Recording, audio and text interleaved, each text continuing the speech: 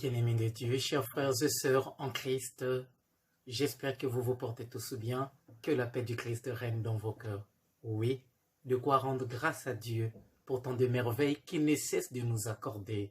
Ce jour, nous le tenons de lui. C'est pourquoi nous allons lui dire un grand merci à travers le psaume que Dieu nous propose pour notre méditation. C'est le psaume 146.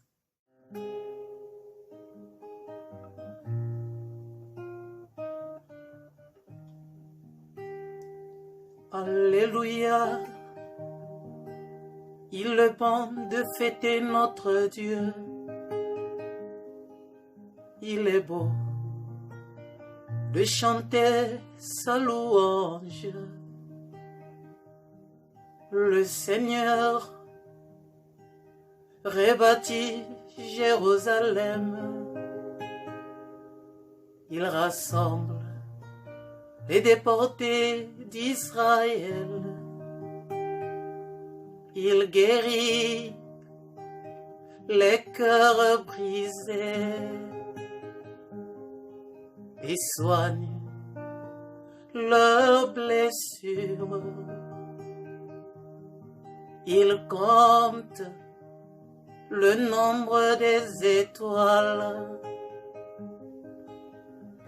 Il donne à chacune un nom.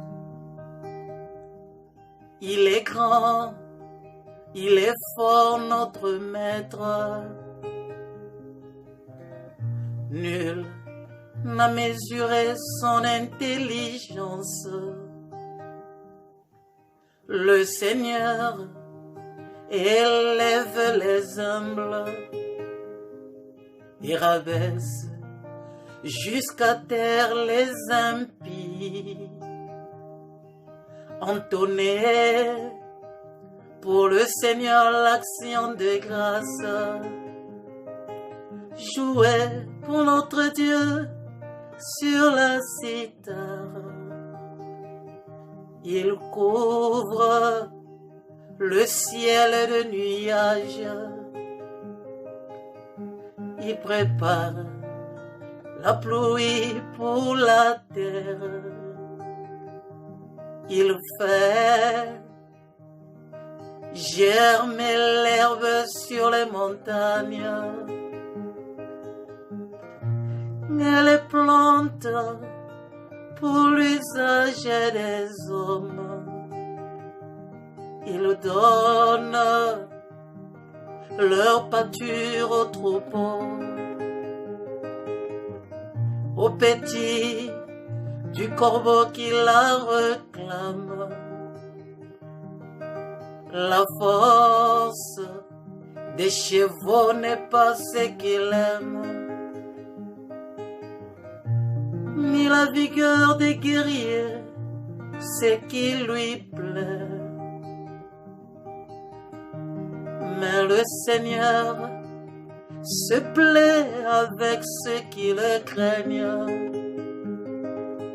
avec ceux qui espèrent son amour.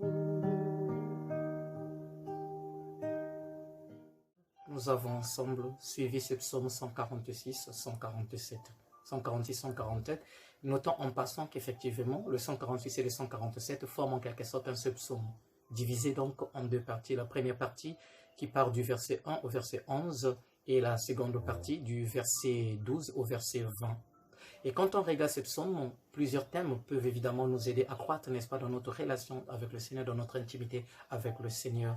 Mais j'aimerais m'appuyer juste sur 3 éléments qui peuvent nous aider à bien le comprendre. Le tout premier, ce sont les 2 premiers versets, le verset 1 et le verset 2. Déjà, le verset 1 commence avec un mot qui nous est très familier. Alléluia, Alléluia, qui est un mot hébreu, traduit en français, nous donne louer Yahvé. Déjà, dans notre tradition juive, ce mot, quand on prononce Alléluia, ça évoque évidemment toutes les merveilles du Seigneur accomplies, n'est-ce pas, pour son peuple. Servitude, n'est-ce pas, en Égypte, Dieu nous a libérés. Passage effectivement de la tristesse à la joie. passage effectivement des ténèbres à la lumière. Et dans la tradition chrétienne, vous pouvez effectivement aussi retrouver les mêmes connotations. Déjà, quand nous parlons, nous disons Alléluia, eh bien, ça nous fait également aussi penser à la grande, n'est-ce pas, manifestation de Dieu, à la grande grâce que Dieu nous a accordée, qui n'est rien d'autre que la résurrection de son Fils Jésus-Christ, passage des ténèbres à la lumière. Et le peuple ici chante Alléluia, loué Yahvé. Mais pourquoi? La réponse nous vient du verset 2, tout simplement parce que Yahvé a rebâti Jérusalem et il a ramené les déportés d'Israël. Les déportés, nous pouvons déjà penser ici à l'exil à Babylone. Dieu fait grâce, le peuple d'Israël rentre. Alors, le peuple laisse éclater sa joie pour tant des merveilles que le Seigneur lui accorde. Mais en même temps, le psaume évoque aussi la confiance, c'est-à-dire, j'ai confiance en toi Seigneur, même dans une situation que je suis en train de traverser qui est difficile, je sais que toi tu seras déjà là. C'est l'attitude, n'est-ce pas, des gagnants, de quelqu'un qui s'est dit que oui, je sais que c'est difficile, mais puisque Dieu est avec moi, je peux déjà chanter Alléluia, je peux déjà louer mon Dieu parce que je sais que le salut sera accordé. Le deuxième élément qui attire notre attention, c'est effectivement les versets 3 et 6.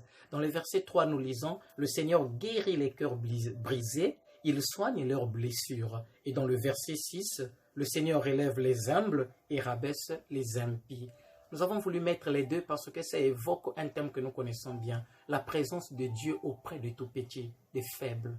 Et quand évidemment le psalmiste dit « Le Seigneur guérit les cœurs brisés », le peuple d'Israël en exil était comme, évidemment, était ce cœur brisé, qui n'était pas libre, qui n'avait plus rien, emprisonné, difficulté, souffrance de la vie. Mais le Seigneur était là.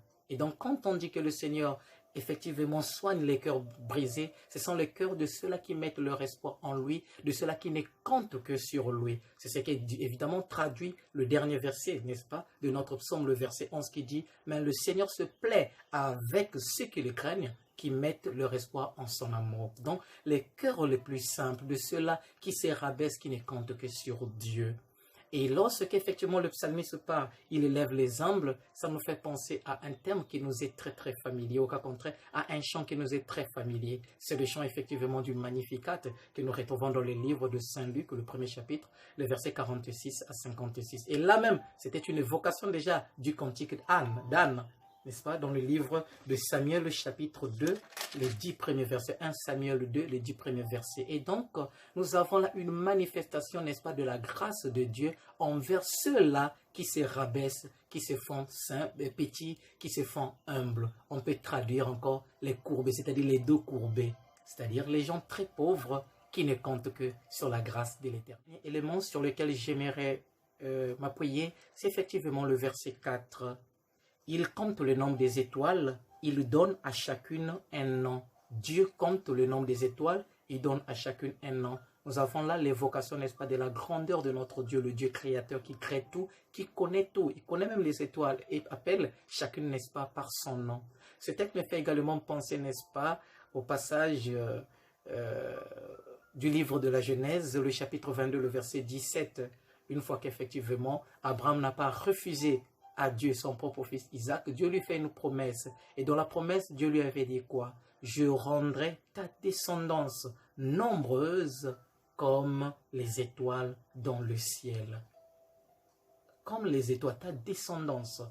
Et c'est la même promesse que Dieu va réitérer à son fils Isaac dans Genèse chapitre 26, le verset 4. Il dira la même chose, c'est que j'avais dit à ton père, je rendrai ta descendance aussi nombreuse que les étoiles dans le ciel. Donc la descendance d'Abraham, Dieu assimile cela, n'est-ce pas, aux étoiles dans le ciel. Or, nous sommes, nous, aujourd'hui, la descendance, n'est-ce pas, d'Abraham. Ça veut dire, nous sommes les étoiles de Dieu, nous sommes des lumières de Dieu, nous sommes effectivement des personnes que Dieu connaît, ses enfants. Il connaît le nom de chacun. Et là, nous pouvons déjà retenir, bien-aimés de Dieu, que notre Dieu nous connaît. Il te connaît, il me connaît, il nous connaît tous par nos noms.